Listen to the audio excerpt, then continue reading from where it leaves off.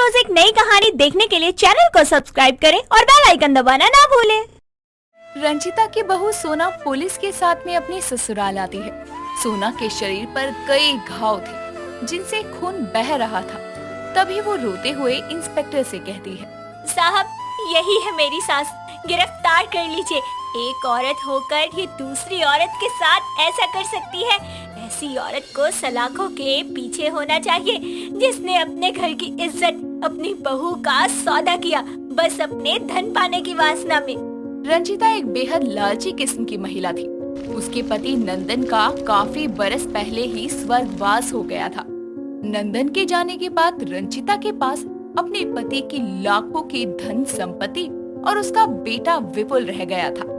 सगी माँ होते हुए भी रंजिता विपुल के साथ सौतेलों जैसा व्यवहार ही करती। कुछ समय बाद विपुल के लिए एक सोना नाम की बहुत सुंदर लड़की का रिश्ता आता है। रंजिता विपुल के साथ सोना के घर जाती है, जहाँ सोना की माँ नेहा उनका स्वागत करती है और रंजिता कहती है, जी देखिए, मेरा एक लौता बेटा है। आपकी बेटी हमें बहुत पसंद है। घुमा फिरा कर बात मैं करती नहीं, सीधा कह देती हूँ, दहेज अच्छा चाहिए हमें। ऐसा न हो कल को रिश्तेदारी में हमारी नाक कट जाए कि कैसे भूखे नंगू खानदान से रिश्ता जोड़ लिया मैंने। नहीं नहीं बहन जी, कैसी बात कर रही है? इतने बड़े नामी लोगों से हमारी सोना का रिश्ता जोड़ने जा रहा है। ये जो कुछ है सब सोना का ही तो है। किसी भी तरीके की कोई कमी नहीं होगी, न शादी में न ही दहेज में। जी फिर तो ठीक है, चलो अब मुंह मीठा करवा कर रिश्ता पक्का कर दो समधन जी। रंजिता की बात सुनकर नेहा जल्दी से उसका मुंह मीठा करवाकर सोना और विपुल का रिश्ता पक्का कर देती है। कुछ महीनों बाद धूमधाम और खूब सारे दहेज और पैसों के साथ सोना रंजिता की बहू बनकर अपने ससुराल में आती है। शादी के कुछ वक्त तक तो रंजिता सोना के साथ बहुत मीठी बनी रहती है, पर धीरे धीरे वो उसे अपना असली रंग दिखाना शुरू करती है। ऐसे ही एक सुबह सोना रसोई में काम कर रही थी, तभी उसके हाथ से एक कप गिरकर टूट जाता है। शोर की आवाज से रंजिता बाहर आकर कहती है, क्यों री पापन, हाथों में जान नहीं है? अरे इतना महंगा कप तोड़ दिया। माँ जी, वो गलती से गिर गया, मैंने जानबूझकर नहीं किया। तेरी मुई माँ ने एक बार दहेज दिया और फिर खुद ही भगवान के घर चली गई और बची हुई सारी जायदाद भी चैरिटी फंड में डाल गई, और तू यहाँ नुकसान कर रही है, जुबान भी चला रही है ऊपर से। माँ जी ऐसा मत कहिए, जब तक मेरी माँ जिंदा थी आपने जितना कहा, जैसा कहा उन्होंने वैसा किया। रही बात कब की, तो माँ जी मैं नया ला दूंगी। हाँ हाँ, पैसों का पेड़ लगा है ना, जहाँ से नोट तोड़ कर दूं, नए कप का सेट ले आएगी। जवाब तो देखो महारानी के, आज मैं तुझे बताती हूँ कि तोड़ना क्या होता है। इतना कहकर रंजिता पास में रखी छड़ी उठाती है और बेरहमी से सोना को मारना शुरू करती है। विपुल ये सब देखकर सोना को बचाने जाता है। रंजिता उसे भी मारने लगती है और काफी देर दोनों पति पत्नी को मारने के बाद रंजिता वहाँ से अपने कमरे में चली जाती है और खुद से कहती है, सोचा था इस नालायक विपुल की शादी करके और पैसा अपने घर में लाऊंगी, नोटों का पलंग बनाऊंगी, पर किस्मत ने साथ ही नहीं दिया। अब ना विपुल मेरे काम का है, ना सोना। अब मुझे अपनी लालच की पूर्ति के लिए कुछ नई तिगड़म लगानी होगी, जिससे मेरे हाथों में नोटों की गड्डियां आ जाए। ऐसे ही वक्त गुजरता जाता है। रंजिता का सोना और विपुल पर अत्याचार बढ़ता जाता है। दोनों की हालत हर गुजरते दिन के साथ बद से बदतर होती जा रही थी। ऐसे ही एक दिन रंजिता के घर पर सद्दाम नाम का गुंडे जैसा दिखने वाला आदमी आता है और रंजिता से कहता है, मैडम, मेरे भाई ने इधर भेजा है आइटम देखकर सौदा पक्का करने को। किधर है आइटम? फिर मैं दाम बता देगा। अरे आइटम एकदम बढ़िया फ्रेश है, कच्ची कली जैसी, पर दाम मुझे मुंह मांगा चाहिए। इस बारे में मेरी तुम्हारे भाई से बात हो चुकी है।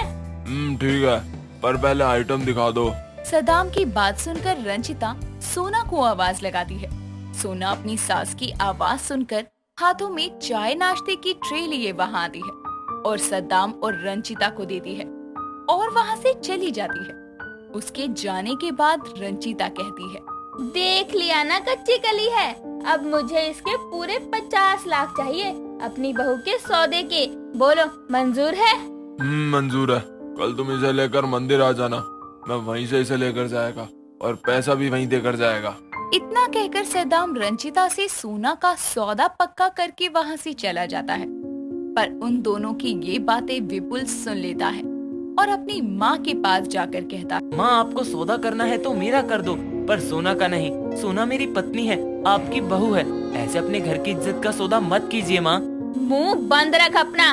पूरे 50 लाख मिल रहे हैं इस सौदे के। जानता भी है कितनी बड़ी रकम है। अरे पैसों से बड़ा कुछ नहीं होता। जिसके पास पैसा है उसके पास सब है। और हाँ, अगर सोना का कुछ बताना चाहा तो अभी तो सौदा कर रही हूँ। उसको स्वर्गवास करवाते हुए भी मुझे देर नहीं लगेगी। इतना कहकर रंजिता विपुल के दिल में सोना को मार देने का डर भर देती है, जिस वजह से वो सोना को चाह कर भी कुछ नहीं बताता। अगले दिन रंजिता सोना को अपने साथ मंदिर ले जाती है, जहाँ रंजिता सोना को प्रसाद में नशीली दवा मिलाकर देती है, जिसे खाकर सोना बेहोश हो जाती है। तभी सद्दाम वहाँ आता है और रकम देकर सोना को ले जाता है। कुछ घंटों बाद जब सोना को होश आता है तो वो खुद को एक बड़े से कमरे के बेड पर पाती है और उसके सामने सद्दाम खड़ा हुआ था। उसे देखकर सोना कहती है, तुम कौन हो और ये कौन सी जगह है? मेरी माँ जी कहाँ है? मेरी दुनिया है, सद्दाम की दुनिया है। सौदा हुआ है तेरा। तेरी लालची सास ने पैसे पाने की चाहत में 50 लाख में तेरा सौदा करके मुझे दिया है। गुलाम है अब से तू मेरी, समझी? नहीं, ये नहीं हो सकता। भगवान के लिए मुझ पर रहम खाओ, मुझे जाने दो। मेरी सास मेरे पति को मार डालेगी, उसे नोच नोच कर खा जाएगी, मुझे जाने दो। सद्दाम ने दाम दिया है। जब तक दाम चुकाना दे तू कहीं नहीं जा सकती। और ये रोना धोना बंद कर, समझ गई? वो देख कपड़े पहन और तैयार हो जा। कोठे पे महफिल में आज तुझे ही रंग जमाना है।